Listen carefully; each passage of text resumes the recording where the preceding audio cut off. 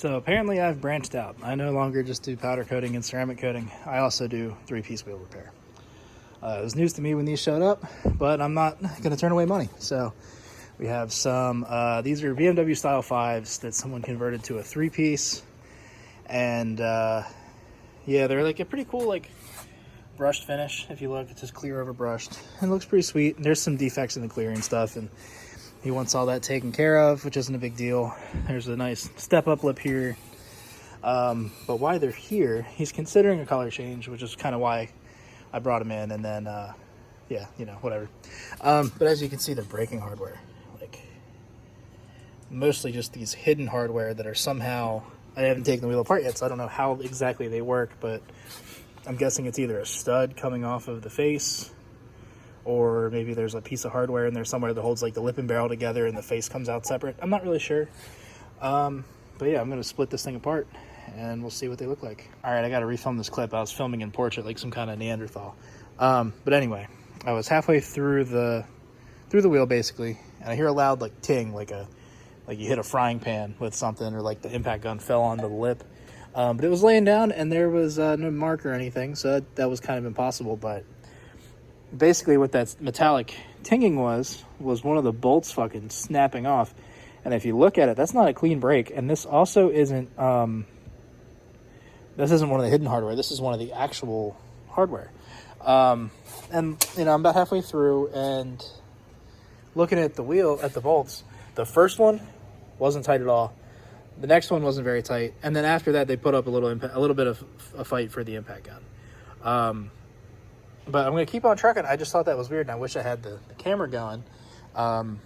Maybe when this wheel was put together, maybe the guy didn't torque him in any kind of pattern. Maybe he just went in sequence, and the whole thing is warped. I have no idea.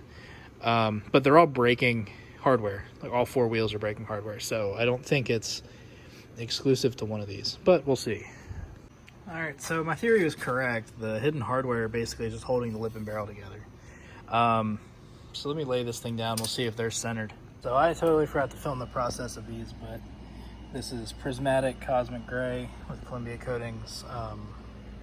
Acrylic clear. Looks pretty awesome in my opinion, but on camera you can barely tell that it's different than the original brushed finish, so that's kind of unfortunate, but in real life these look sick. I'm waiting on hardware and then we're going to throw these together. So far we're off to a better start. He got Allen's this time instead of Phillips. They're all torqued to spec. I think torqued at 18 foot-pounds, which should be good for an M7 bolt. They didn't break, which tells me they're stronger than the VR wheels bolts I had recently. But even though these are just the hidden hardware, they definitely seem stronger than the Phillips ones that were in there before. I don't know what grade he got. I told him to get the highest grade he could find. So yeah, I think this should be good for now. I'm going to polish the lip while the face is out. One of these has a little curb rash. It's actually this one, so I got to sand that out. It should not take more than about 30 seconds to do. And then yeah, we can bolt the face back up. So we got the first one of these lips shined up. I think they look pretty good, considering I only did a color and a little light hand polish just to kind of get the excess compound and stuff off. I think they look pretty good. They were pretty scratched up, so I'm pretty happy with that. Curb rash is gone. Just got to buff all this extra compound off and then put some gloves on and get this face back in this thing. So I actually had these wheels fully assembled, and then I realized I was a complete idiot. So let me stand this wheel up. So this isn't fully seated, obviously, because it's not bolted in, but you can see where this lip sits in relation to where the lip and barrel come together. When I put them together the first time, that's not where it was. It was basically out here-ish.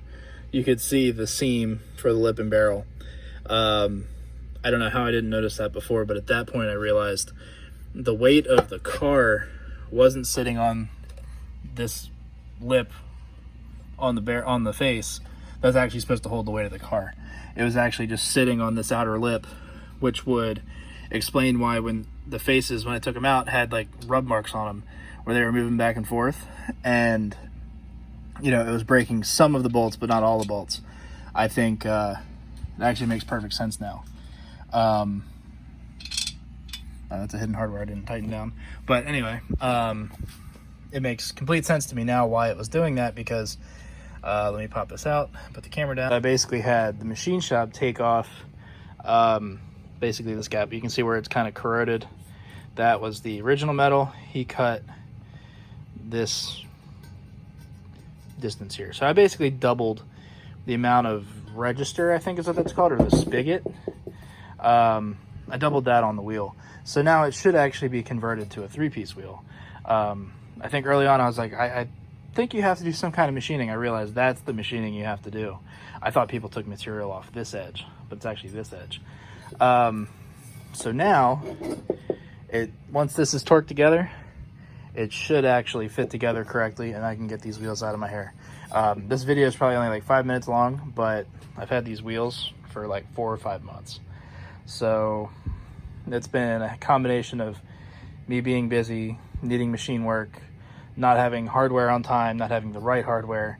The video's all over the place because I've deleted videos as time's gone on, and I've realized what's going on. But yeah, this weekend's project, bolt these things together, get them glued up, and get the tires on them and get them out of my life. So just for comparison's sake, here's the Blitz 03s I restored.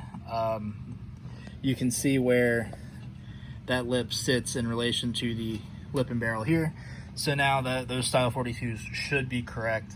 I tried to convince the customer to just weld the lip and barrel. If you look at this, that's what's going on here.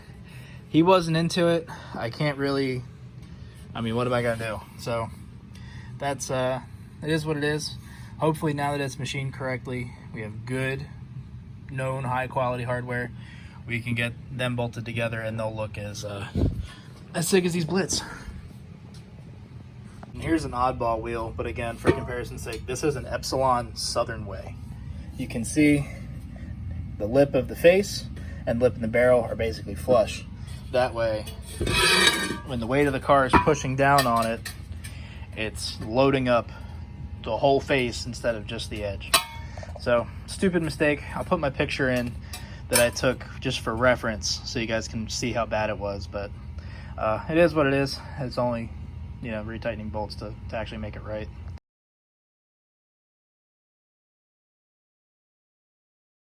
Now that is fucking shiny. I'm getting a lens flare off the lip, but that's a pretty wheel if I do say so myself. Just 3 more to go.